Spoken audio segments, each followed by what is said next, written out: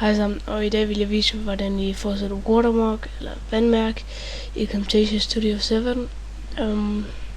Så I kan se, at det er din video. Jeg har et her uden baggrund. Du kan se min anden video i Photoshop om hvordan du laver sådan et. Så går du bare ind under Camtasia Studio. Nu tager jeg bare lige sådan en video her. Og så trykker du Produce and Share. Tag Custom Production Settings. And Next.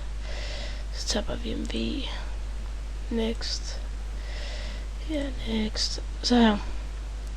Så trykker du den, der hedder Include Watermark. Og så trykker du Options.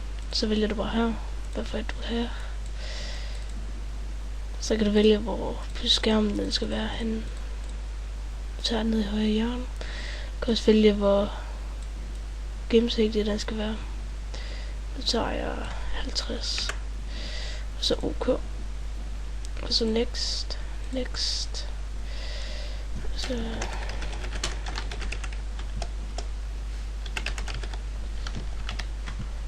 Finish. Okay, vent.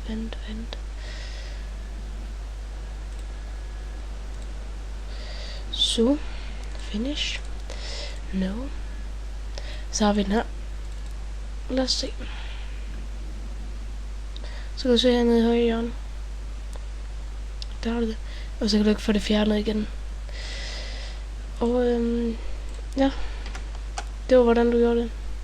Tak fordi I kiggede med.